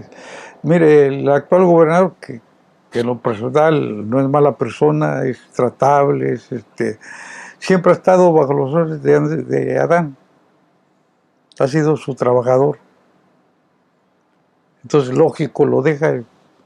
Es obvio que él es el que las principales directrices pues, las da él. Pero el partido es muy poderoso. Al menos ese es el sentir popular. El partido suele ser, de alguna manera, pues una especie como de... ¿En manos de quién está Morena aquí en Tabasco? Mire, el partido en sí no es partido, es un movimiento o un frente amplio, donde tenemos expriistas, hispanistas, esperredistas, gente que nunca ha participado y gente de izquierda. Entonces, precisamente por eso, por ser un frente amplio, hay muchas contradicciones, ¿sí? Y que son las más duras porque no tenemos enemigo al frente. Es decir, el adversario está muy debilitado. Realmente nos conviene tener un enemigo un poquito más fuerte para cerrar las contradicciones internas de Morena y aliados. Desgraciadamente la oposición ni líderes tiene, ni proyecto, está a la deriva, ¿sí? Entonces, no hay manera de que se reponga y de que en el 24 pueda ser un peligro de veras de triunfo. El problema es interno. Y es aquí donde pues la guerra sucia se está dando. Vean el video donde hacen aparecer a Claudia diciendo majaderías al gobernador de Sonora, cosa que ya se aclaró que no fue cierto, ni que tampoco ofendió a Noroña, pero lo hicieron circular. O sea, ahí está la guerra sucia, ¿sí? Y eso va a seguir, es inevitable. Y no solamente es privativo de México. Mire, yo siempre recuerdo a China. El que hizo el libro rojo no fue Mao Zedong, fue Lin Piao. Y lo metió al ejército. Y Lin Piao con eso se convierte en el aliado íntimo, amigo íntimo del camarada Mao Zedong.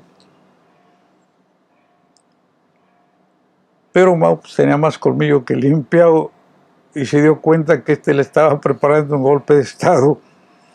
Y cuando es descubierto, se pela rumbo a Manchuria en un avión con su familia y cae a través de un misil, y ahí termina la alianza Lin Piao Mao Zedong. Así que a veces no sabes de dónde te va a surgir el... Claro. Una última pregunta de mi parte, profesor. ¿Usted ve la posibilidad de que el proceso interno para 2024 en la izquierda, que incluyo pues sí, a Fernández Noroña en esto, no incluyo a este exgobernador de Chiapas, porque me parece una vacilada y un tipo de quinta, pero usted él va por una posición. Sí, es terrible lo que pasó ahí, pero ¿usted cree, profesor, que exista la posibilidad de una ruptura en la izquierda en esta interna para 2024? Puede darse, pero no va a tener un efecto así extraordinario. Porque a la medida que se está avanzando en las campañas, pues la gente, mire, afortunadamente hay un despertar político producto de lo que ya dijimos, de la estrategia de Andrés de apoyarse en la historia de México para despertar malas conciencias. Y en ese sentido la gente está más politizada que hace 10 o 15 o 20 años. Usted puede hablar con gente común y corriente, sin estudios universitarios, y casi le hablan en los mismos términos que estamos haciendo nosotros. Opta y dice y explica todo el por qué uno y por qué no el otro. Entonces, la persona que quisiera fracturar al partido se va a quedar solo. ¿Por qué? Porque la base del partido, ya a nivel global, es un 70% formado por la clase más pobre de México.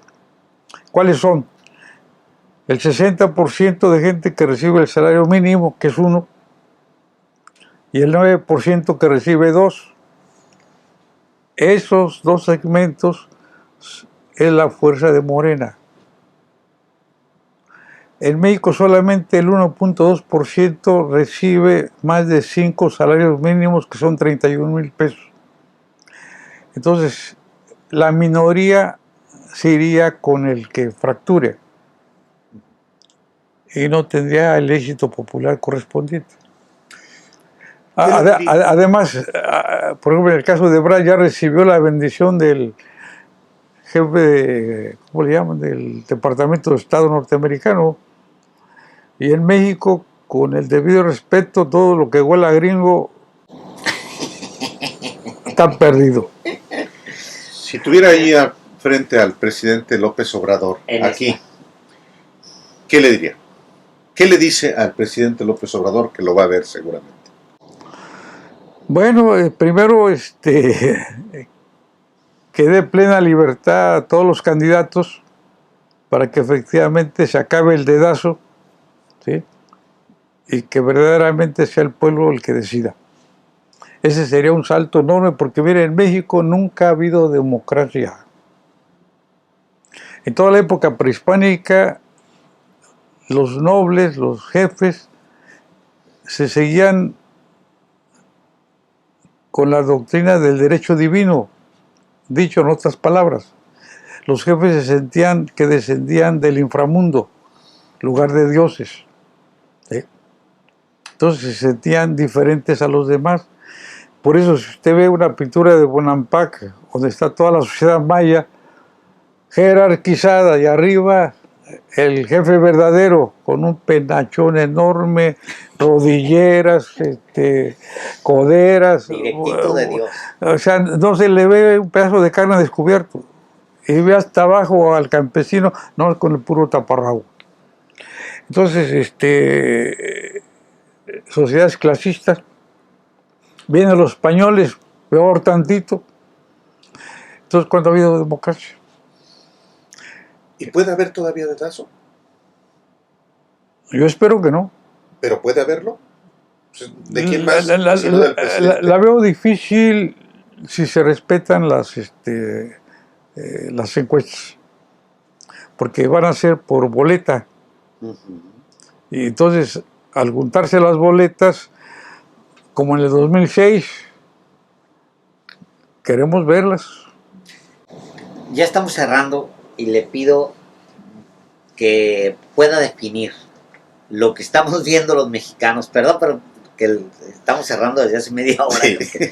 Pero que él defina los partidos políticos de oposición en este momento en México. Que los defina, profesor. ¿Qué es eso que estamos viendo? Pues mire, afortunadamente para nosotros no hay partidos. ¿Cómo es posible que un empresario, imagínense, se convierta en el tutor del PRD, que supuestamente es de izquierda? ¿Sí? ¿Cómo un empresario puede dirigir a un partido de izquierda? ¿Cómo el PRI, que recibe como herencia ideológica el nacionalismo revolucionario, que nació combatiendo a los empresarios, ahora se someta a un empresario? Y del PAN, pues ya ni se diga, nace con el apoyo empresarial. Pero con esos partidos y con esos dirigentes Algunos dicen, se quejan que deben cambiarlos. Yo digo, no, déjenlos. Yo por mí que siga Alito, que siga Marco Cortés.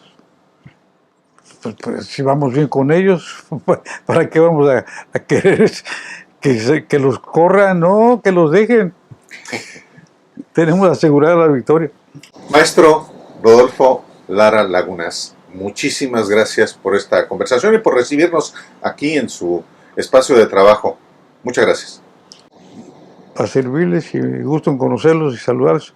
Y ojalá y mantengan ese espíritu crítico en sus programas. Muchas gracias. Nos hace falta periodistas objetivos, entre comillas, porque no es fácil, pero en la medida en que se aproxime uno a eso, pues la verdad nace, surge. Ya Gracias, estamos hartos de la prensa mercenaria, de los medios que solamente domestican, enajenan, atarugan a la gente, por no decir una majadería. Gracias. Gracias. Este...